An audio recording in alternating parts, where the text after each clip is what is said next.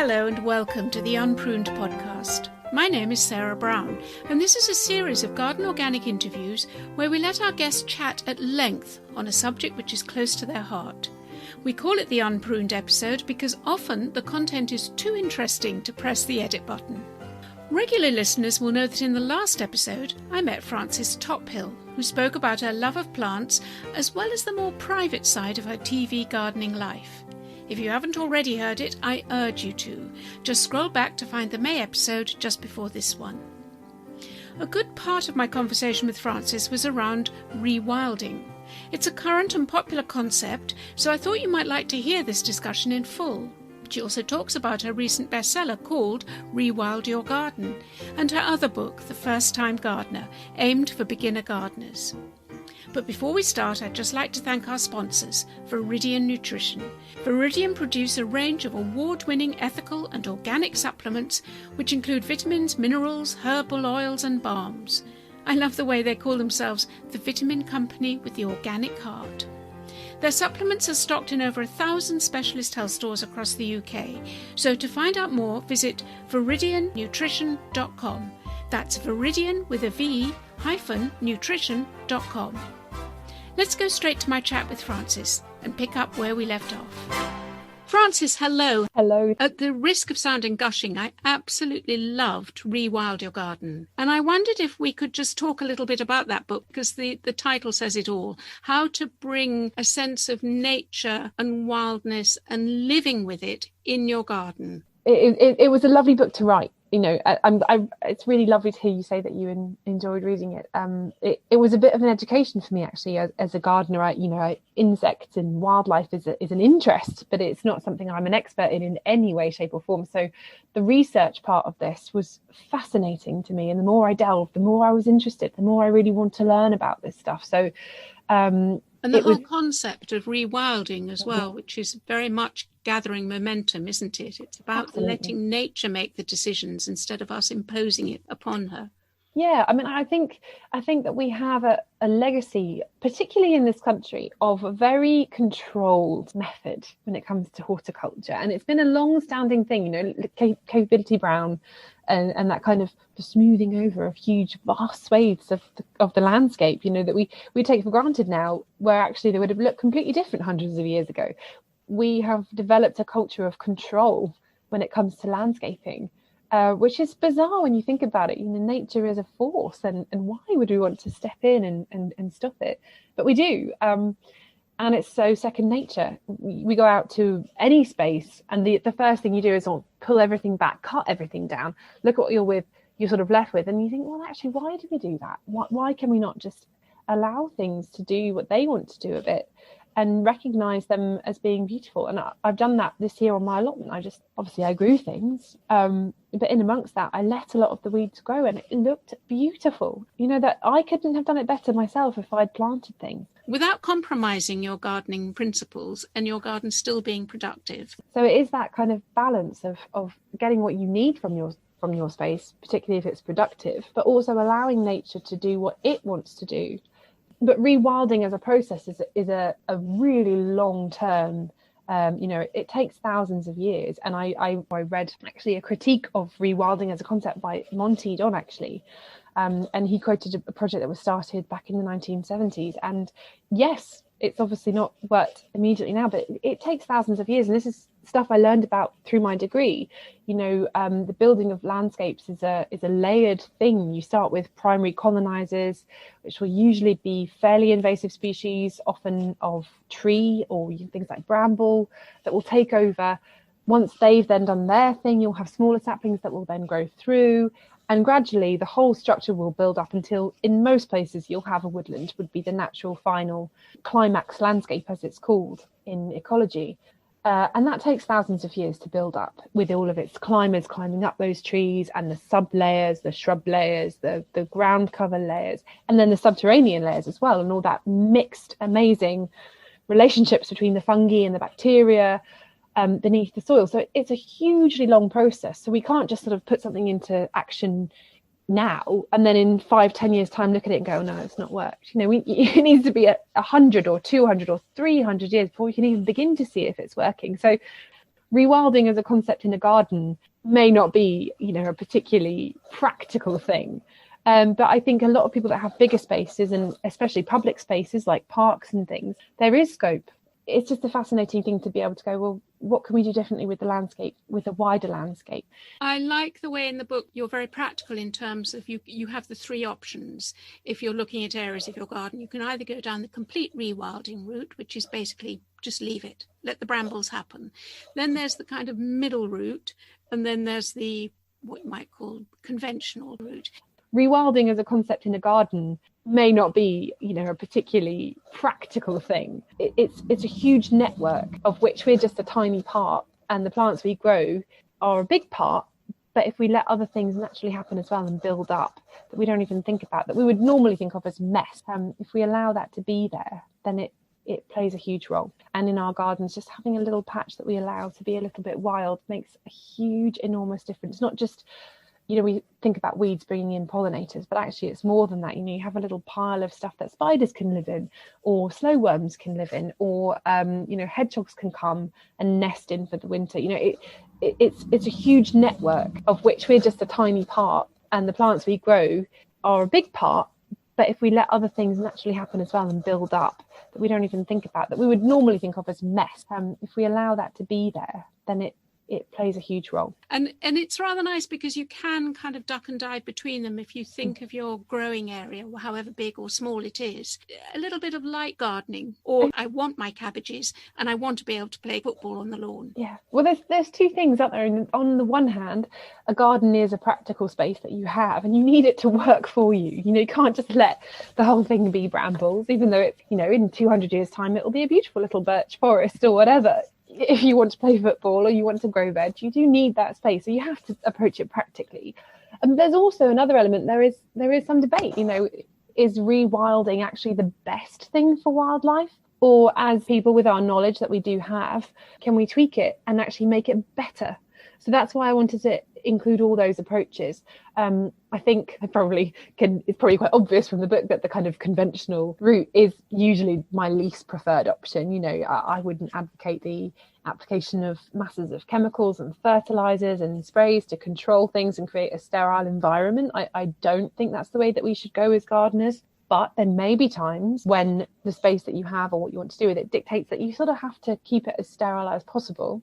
But then, if you can, say, rewild an area, if you have a certain butterfly in your area that's in decline and needs a certain species to lay its eggs on, for example, then you can plant that species in your rewilded section and you've actually enhanced it. But it's not a true rewilded garden because you've intervened. So I think it's that balance, that actually there is a debate whether we should just let nature do its thing or whether we should let nature do its thing a bit and then give it a helping hand when we can. Which is probably the best way.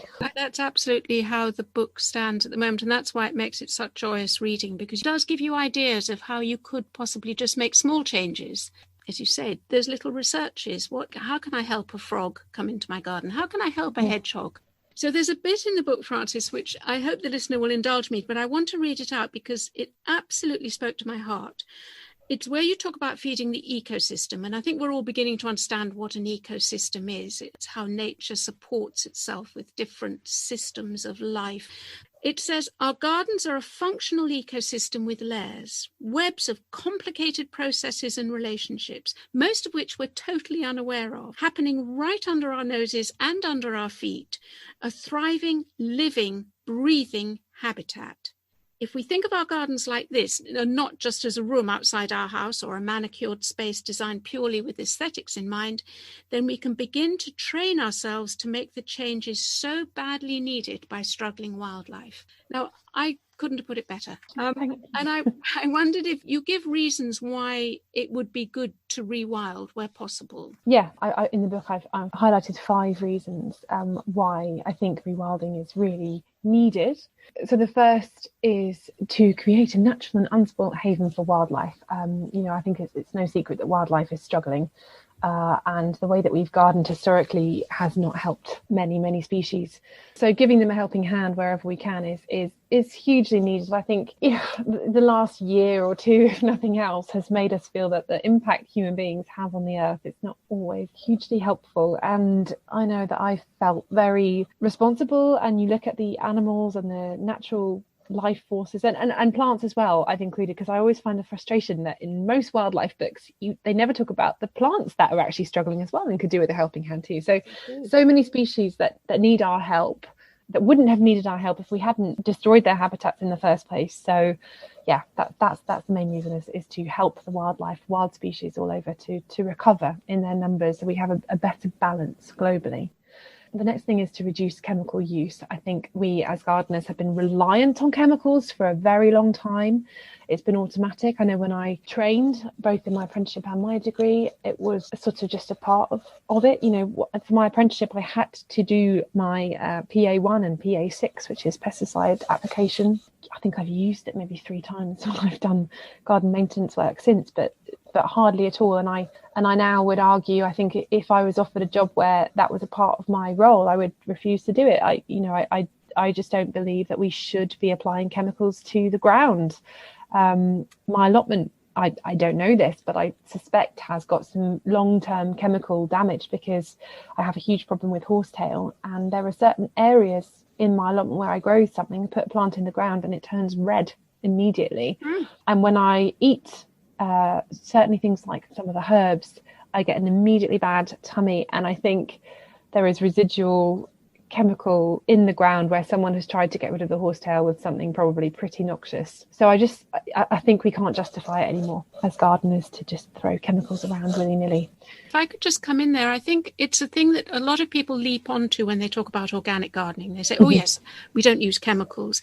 But actually, organic gardening is much more than that, because if you, like you say, if you want to encourage nature, you want to encourage the ecosystem and the wildlife, you get so involved with doing that, it becomes obvious that you wouldn't use chemicals. And so it's not like not using chemicals is the first thing. It's actually your love of what's going on and witnessing what's happening in your growing area that makes you think, why would I want to use chemicals? Absolutely. I mean, that's it. You're eating produce that's been doused in chemicals, and that chemicals are a very blunt instrument. You want to get rid of whitefly, so you apply a pesticide, but you're going to get rid of every single insect that's around, and it becomes a barren landscape. And actually, we need pollinators. I don't think anybody out there would want to kill bees, but if you apply pesticides, you will be. That there is no way, we haven't refined them enough to be able to target one species, and I would argue we probably shouldn't anyway, because they're a valued part of that chain. The key is having as many insects as possible, a balance, so that they can predate each other and we're not having any one being too dominant. So if you kill an aphid, you've killed a ladybird. Yeah, exactly. And then next door, who aren't using chemicals, won't have any ladybird larvae to eat their aphids, and then they'll get overrun with aphids. It's all a balance. So yeah, I think it's a very important thing that we all just question it. I'm not going to lecture people for using chemicals, because there are times when you do. If you're working as a garden maintenance person and there's a gravelly area that's full of weeds, you only have half an hour to be there before you have to get on to your next job. And I understand, because I've been there too. So I'm not going to lecture people and tell them not to. I'm just going to plant that question of saying, maybe we should think about it. Maybe we should redress this. You talked about cherishing undervalued plant species. I like that. Tell me more. Yeah, this idea of basically weeds. A plant by any other name. Exactly. And we're quite a conflicted bunch, us gardeners. On the one hand, there is a huge resurgence in things like foraging, going out and picking things from the roadsides and making things with what you foraged. And yet in our gardens, we're like, no, that's a weed. And actually, some of these are really valuable species. They're really valuable to wildlife. They're really valuable to us. They're really useful. Things like chickweed, just delicious. Some of the stuff that we get taught as gardeners that this is bad, it seems quite arbitrary to me. So it's just that kind of redressing, rethinking what plants are, how we can use them, and that maybe they're a bit better than we think. And beautiful, actually. I was going to say, finding beauty in the weed as well. That golden dandelion, the beginning in spring is just, it lifts the heart. There's a meadow just near my mum's house that I walk in a lot, and I have done since I was a child, and the whole thing is filled with dandelions. And there's a certain point, they have sort of 2 flushes through the year, and both of them, when they go over and they turn into dandelion clocks and the sun's setting, and this field is just filled with dandelion clocks, there is nothing more beautiful. I love it. Ah, that's so true. I can picture that, absolutely picture it. You then talk about balancing the ecosystem in the garden. Yes. Yep. And that's the whole holistic, as you were talking about just now with what you read out. It's not just about the plants. It's not just about the wildlife. It's about creating an entirely balanced environment that has water. It provides everything that different species need, because every species has different requirements. And we're just thinking about the above and below ground ecosystem, and just trying to create as unspoiled an ecosystem as we can, but enhancing it with additions like water, for example, hedges, and features that can actually really give a helping hand to different species. And then your last one is close to all our hearts. It's protecting the planet's future. Yeah, I mean, I think it speaks for itself, really. We have an obligation to do something, and I think everyone is feeling quite frustrated that we aren't doing more, and as individuals, what we can do is limited. But if we have gardens, then we have scope to make a big difference. Fantastic. I'm going to also now touch on your other book, The First Time Gardener. Mm-hmm. If you're a beginner gardener, someone who's just, bought a house and there's a garden behind it, and you've never really thought about gardening before, and certainly in the past year, we've had millions upon millions of people taking up gardening for the first time. I was interested to see how you approach it, because a lot of people think, do I actually have to design a garden? Can't I just go out and dig and grow things? Yes. And of course, you can just go out and see what happens, because that's how we learn. But if you have a bigger plan to start with, I think it can be a much more rewarding experience. I know I did that with my allotment. You don't just start digging a bed. You sort of sit there and you can plan where the beds are going to be. And maybe I like planning, but I think it's a really nice thing to feel why you're doing what you're doing. Because I have a lot of people, especially people my age now, as we're getting a little bit older, and more people my age are now starting gardening and ringing me, and I have friends saying, oh God, what do I do with this? And people get really, really stuck on the detail. My little sister's just got her first allotment, and I get texts every day now about this real fine detail about, okay, I've got this, what am I going to do? You kind of want to say, step back and just don't worry about that stuff yet. Just enjoy the process. Start doing it year on year. Things will build up, and people get really worried. I think there's a lot of anxiety in gardening, and I understand why, because you feel out of control very quickly. Things grow without you giving them permission. You plant something, it looks great, and then it suddenly starts growing, and it starts, and we all, I think there's a lot of worry that we're not doing it right. And actually, there is no right and wrong. If you have an idea what you kind of want, but if you stop and step back and think, what do I want my garden to do first and foremost? Because it's a space that should be, I think, functional in some way, and that may just be a place you can relax in, or it may be a place that provides for wildlife, or it may be a place that's productive. You may be really into herbs. You may be a herbal practitioner and want to grow as many medicinal herbs as you can. You may be a baker and want to grow as many edibles that you can put into your baking. Who knows? Whatever the reason for your garden to exist, that's where you start. And from there, you can build up the layers. But don't start with the final layer. Step back. We've all done it. Very sound advice. And I always find it difficult, because actually what you fundamentally should do is start looking at your soil, because we know the soil is the source of all life in the garden. But you say that to a beginner and they glaze over. Who wants to talk about brown stuff? Soil's just there, it's just there. And that's a very tricky one to tackle, don't you think, right at the beginning? Yes, although I do think more and more people are getting into that. The amount of people who speak to me now about no dig, I've had so many people in the last year who have got into it saying they've just got this space. What are they going to do? They decided to go no dig. Should I get this? Should I use cardboard? Should I use? And they're really, that seems to be the focus now, which is amazing. Great for a lot of people to be doing that. The soil is so important. If you have an impoverished soil, there will be things that you just can't grow. Similarly, if you have an acid soil or I grew up in very chalky areas, so it's very alkaline. So I could never grow rhododendrons or camellias, and blueberries on my allotment just die. There are things that you just can't grow, and if you don't understand how that soil works, you'll always be battling uphill instinctively. And because that's what we're taught, go into a new space and we start digging. That's just what people do. And I do think this no dig movement is growing, and I think it's really great.